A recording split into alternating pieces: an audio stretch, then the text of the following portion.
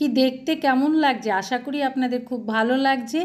এইভাবে নিরামিষের দিনে সয়াবিন আলু মটরশুঁটি দিয়ে ঘরোয়া পদ্ধতিতে ঘরোয়া জিনিস দিয়ে খুব সহজে কম সময়ে এই রান্নাটা আপনারা করে দিতে পারেন।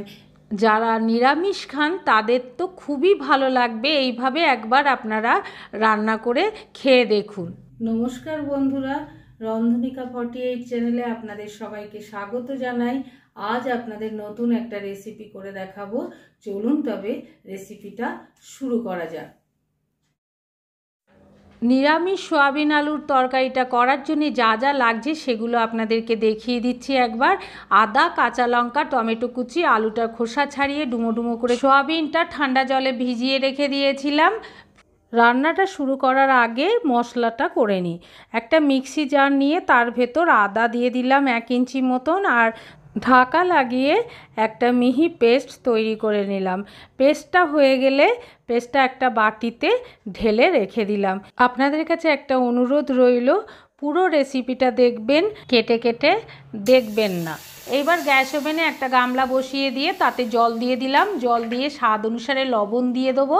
লবণটা যেই দেওয়া হয়ে যাবে, ভিজিয়ে রাখা সয়াবিন বড়িগুলো গামলার ভেতর দিয়ে দেবো। দিয়ে 10 মিনিট ফুটিয়ে নেব।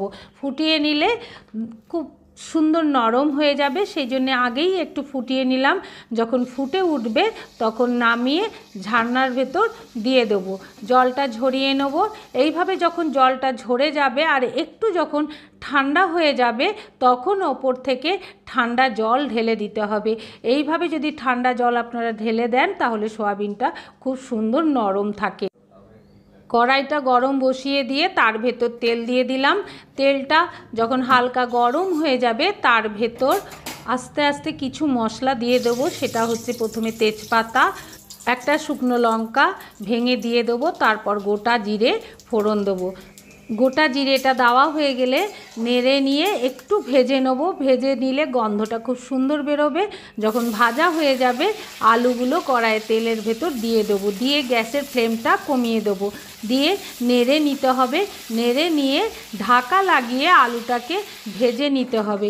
এইভাবে আলুটা যদি তোমরা ভাজো তাহলে খুব সুন্দর নরমও হবে আর খেতেও খুব ভালো লাগবে। ঢাকাটা খুলে নিলাম। খুলে নিয়ে মাঝখানে একবার নেড়ে নিলাম। নেড়ে নিয়ে স্বাদ অনুসারে লবণ দিয়ে দেবো আর হালকা একটু হলুদ দেবো রঙের জন্যে। দিয়ে নেড়ে নিয়ে আবার ঢাকা লাগিয়ে আলুটাকে ভেজে নিতে হবে। আলুটা ভাজতে বসিয়ে দিলাম।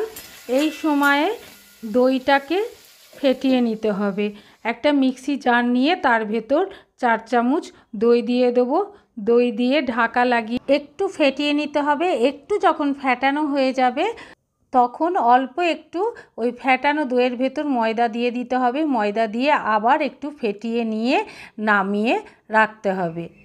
আপনাদের কাছে একটা অনুরোধ রইল, আপনাদের যদি এই নিরামিষ সয়াবিন আলুর তরকারিটা ভালো লাগে তাহলে সাবস্ক্রাইব করে নোটিফিকেশানটা অন করে রাখবেন। যখনই কোনো ভিডিও ফেলা হবে সবার আগে আপনাদের কাছে যেন নোটিফিকেশানটা পৌঁছে যায়। আলুটা ভাজা হয়ে গেলে আস্তে আস্তে একটা বাটিতে তুলে নেব। জিরে ফোড়ন দিয়ে এইরকম আলু ভাজা গরম গরম ভাতে ডাল দিয়ে খেতেও খুব ভালো লাগে। সব আলুটা তোলা হয়ে গেলে কড়াইয়ে যে বাকি তেলটা থাকবে তার ভেতর টমেটো কুচিগুলো দিয়ে দেবো। দিয়ে নেড়ে নিয়ে একটু ভেজে নিতে হবে। যখন একটু ভাজা হয়ে যাবে তখন টমেটোগুলোকে খুন্তিতে করে একটু ভেঙে ভেঙে দিতে হবে, তাহলে গা লাগা লাগা হয়ে যাবে। এতে সবজির কালারটাও খুব সুন্দর হবে আর খেতেও খুব ভালো লাগবে। টমেটোটা যখন গা লাগা লাগা হয়ে যাবে তখন এর ভেতর 1/2 চামচ হিং দিয়ে দেবো। হিংটা কিন্তু আগে দিতে পারতাম, দিলাম না এই কারণেই, আলুটা তো ভাজা হয়েছিল, তেলটা গরম ছিল, সেই জন্যে ওই সময় যদি হিংটা দেওয়া হতো তাহলে পুড়ে যেত, সেই জন্যেই দিলাম না, পরে দিলাম। তারপর আগে থেকে যে আদা কাঁচা লঙ্কা পেস্টটা তৈরি করে রেখেছিলাম সেই পেস্টটা কড়াইয়ের ভেতর দিয়ে দেবো। দেওয়া হয়ে গেলে নেড়ে নিয়ে মশলাটাকে কিছুক্ষণ ভেজে নেব। ভাজতে ভাজতে যখন মশলার গন্ধটা যখন চলে যাবে তখন একে একে জিরে গুঁড়ো 1 চামচ, ধনে গুঁড়ো 1 চামচ আর কাঁচা লঙ্কা চিড়ে দিয়ে দেবো। দিয়ে নেড়ে নিয়ে মশলাটাকে আবার কিছুক্ষণ ভেজে নিতে হবে। যতক্ষণ পর্যন্ত মশলার গন্ধ না যাচ্ছে আর তেল না ছাড়ছে ততক্ষণ মশলাটাকে ভাজতে হবে। ভাজতে ভাজতে মাঝখানে রঙের জন্যে কাশ্মীরি লঙ্কার গুঁড়ো দিয়ে দেবো 1 চামচ। দিয়ে আবার কিছুক্ষণ মশলাটাকে ভেজে নেব। কিছুক্ষণ মশলাটাকে ভেজে নিয়ে 1/2 চামচ মতন হলুদ দিয়ে দেবো। হলুদটাকে মশলার সঙ্গে মিশিয়ে নিয়ে আবার ভেজে নিতে হবে। ভাজা যখন হয়ে যাবে সয়াবিনের জলটা হাতে করে চেপে নিয়ে সেই সয়াবিনগুলো কড়াইয়ের ভেতর দিয়ে দিতে হবে। দিয়ে মশলার সঙ্গে ভালো করে মাখিয়ে নিতে হবে। এইভাবে পুরো সয়াবিনের ভেতর যখন মশলাটা মাখানো হয়ে যাবে তখন টক দইটা ফেটিয়ে রেখেছিলাম সেই দইটা কড়াইয়ের ভেতর দিয়ে দেবো। দিয়ে মিশিয়ে নিতে হবে। আপনারা দেখে বুঝতে পারলেন টক দইটা কিন্তু গরম অবস্থাতেই দিলাম, ফেটে গেল না। এইভাবে আপনারা দইটা দেওয়ার আগে দইটা যদি ফেটিয়ে নেন তাহলে দইটা কিন্তু ফেটে যায় না। দইটা দিয়ে কিছুক্ষণ আবার মশলাটাকে ভেজে নেব। তারপর স্বাদ অনুসারে লবণ দিয়ে দেবো। লবণটা দিয়ে নেড়ে নিলাম। নেড়ে লবণটাকে ভালো করে তরকারিতে মিশিয়ে নিলাম। তারপর জল দিয়ে দেবো। জলটা দিয়ে নেড়ে নেব। নেড়ে নিয়ে কিছুক্ষণ ফুটিয়ে নিতে হবে। যখন ফুটে উঠবে একটু চিনি দিয়ে দেবো। আপনারা যদি চিনিটা না খান তাহলে স্কিপ করে যাবেন।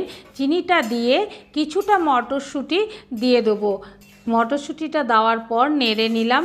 নেড়ে নিয়ে 20 মিনিট ঢাকা লাগিয়ে ফুটিয়ে নেব। যখন ফুটতে ফুটতে গালা গালা হয়ে আসবে তখন মোটামুটি নিরামিষ সয়াবিন আলুর তরকারিটা রেডি হয়ে গেছে। এইবার একটা পাত্রে আস্তে আস্তে নামিয়ে নেব।